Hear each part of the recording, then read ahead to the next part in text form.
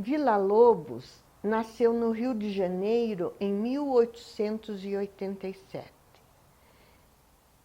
Como era o Rio de Janeiro nesta época em que ele nasceu? Podemos dizer que a segunda metade do século XIX, no Rio de Janeiro, que era a capital, sede do Império Brasileiro, muitas transformações ocorreram, sociais e políticas. Primeiro, mudança de governo, passou-se da monarquia para a república.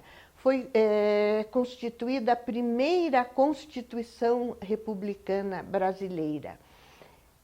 Junto com isso, as modernidades desta época. Isso levou as pessoas, os cariocas, a ter um entendimento diferente da vida. Uma vida urbana estava se formando no Rio de Janeiro. E com a participação de todos, da aristocracia, da classe média, das classes que viviam mais nos subúrbios, tudo junto, desfrutando das modernidades que vieram em quantidade, os primeiros cinematógrafos. Nós vamos ter o teatro de revista, onde Chiquinha Gonzaga fazia sucesso com suas operetas, eram muito frequentados por todos, pela aristocracia e pela classe média carioca. Na Praça Tiradentes do Rio de Janeiro, nessa época, na década de 80, tinham 12 teatros de revistas em constante produção e sempre lotados. O Brasil e o Rio de Janeiro, afetado também, passou pela transformação da mão de obra escrava para a mão de obra assalariada. E as fazendas de café e de outras culturas precisaram modernizar-se. Companhias de navegação a vapor foram criadas, bancos. O Rio de Janeiro passou a ter uma vida funcionando como as grandes cidades do mundo. Ainda no comecinho do século XX, o prefeito Pereira Passos chefiou uma remodelação fantástica no Rio de Janeiro, abrindo avenidas, tendo como modelo as grandes cidades europeias, principalmente Paris. O meio musical desse final do século XIX privilegiava muito os compositores europeus. Wagner era apreciadíssimo por Dom Pedro II e a sociedade musical erudita seguia essa linha. Saint-Saëns foi um compositor francês que viajou muito pelo mundo, esteve no Rio de Janeiro, conviveu com os músicos das orquestras e dos chorões brasileiros. Debussy era um grande sucesso. Nosso compositor Alberto Nepomuceno, que estudou e viveu na Europa, trouxe a novidade de Debussy, que foi muito bem aceita no Rio de Janeiro. Neste ambiente de tanta evolução, nasceu com muita evolução interior e criativa inteligência o nosso Villa-Lobos. O pai dele era diretor da Biblioteca Nacional, muito culto, músico amador, e interessante, o pai dele tocava violoncelo e clarinete, frequentava reuniões musicais clássicas e as reuniões dos grupos de choro.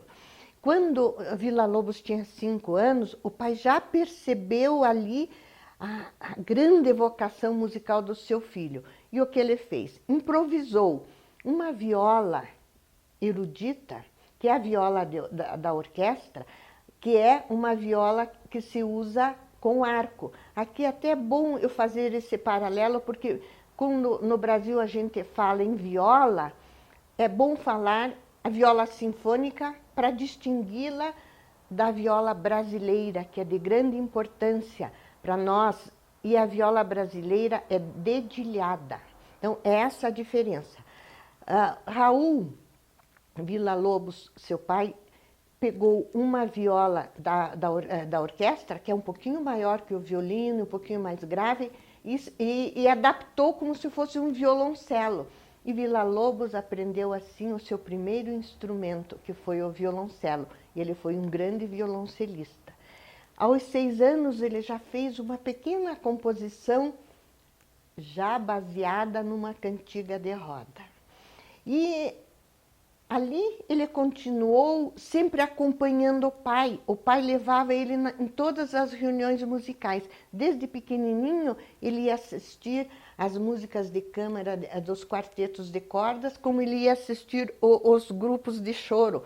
O pai dele tinha uma quantidade de partituras imensas e fazia um treinamento auditivo nele, desde pequenininho. Em casa, quando tinha algum ruído na rua, uma buzina, um ruído, o pai já dizia: que nota é essa? E Villa-Lobos respondia. Pressupõe-se que o pai já tinha percebido que seu filho tinha ouvido absoluto. Tudo ia uma maravilha, mas aos 12 anos ele perdeu o pai. Ainda com pouca idade faleceu, e a família, que desfrutava de uma vida social intensa e tranquila, sofreu uma grande modificação. A mãe de Villa-Lobos, a Noêmia, era uma mãe rígida em relação aos estudos dos filhos e frequentava a sociedade carioca e viu-se na necessidade de trabalhar para complementar o sustento de seus filhos. E ela foi trabalhar na confeitaria Colombo, que era o local mais elegante na época do Rio de Janeiro, engomando, lavando e engomando os guardanapos e as toalhas da confeitaria Colombo, que eram famosas pela forma como eram apresentadas. E percebeu que seu filho estava já querendo se introduzir mais na música, já tinha aprendido clarinete, saxofone, e exigiu que ele estudasse para medicina. O sonho dela era o filho médico. Mas Villa-Lobos, com 13 anos, já começou a tocar violoncelo no teatro, em bares, em bailes, e ali entrou um atrito familiar muito grande. O que aconteceu? A mãe proibiu ele de estudar piano, que ele estava estudando. Ele continuou escondido e ainda foi aprender violão escondido.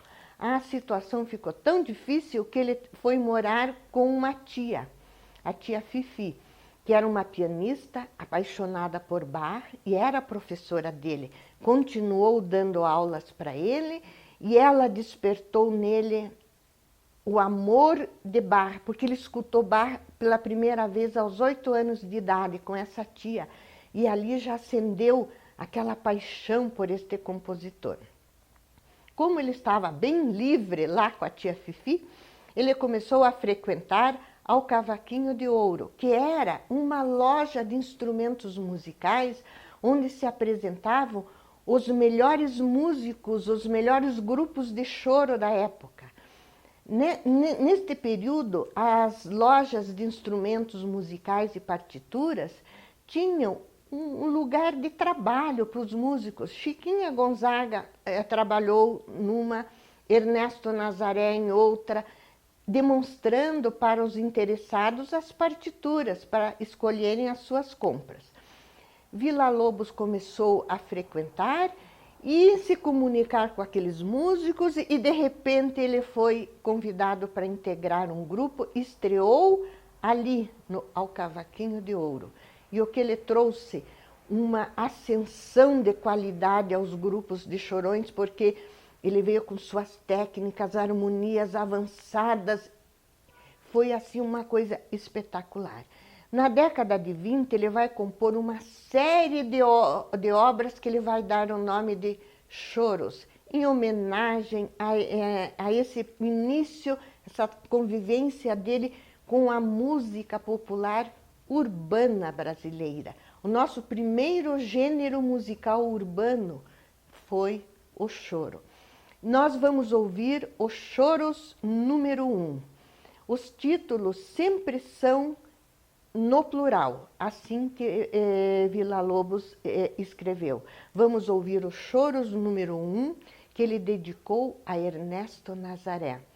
O violonista Fábio Lima, um excelente violonista, se aperfeiçoou na Itália, fez mestrado em Viena, toca de uma forma limpa, como poderíamos falar simplesmente, não embola as notas, uma dinâmica clara, uma execução perfeita. Agora um detalhe que mostra a grande categoria do nosso Villa-Lobos. O modernismo veio com a busca de novas linguagens, mas como Schoenberg abandonou completamente a escala tradicional de composição.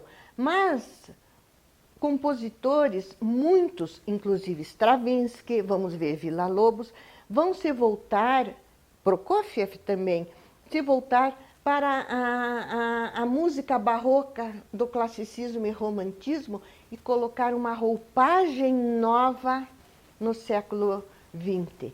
Foi o que Villa-Lobos fez nesse Choros número 1. Ele utilizou a regra, a técnica de composição do rondó. Isso é uma técnica de composição de música clássica. A característica do rondó: o compositor cria vários temas musicais que ele vai apresentando, encadeando um no outro, mas numa sequência misturada. O primeiro tema ele descreve como tema A. Quando termina o tema A, em vez dele colocar o B, ele coloca o C, que é o terceiro tema. Daí, quando termina o C, ele coloca o B. Depois ele volta para o A. Mistura todos esses temas. Vocês vão ver a genialidade, a maravilha do rondó modernista de Villa-Lobos no seu Choros número 1.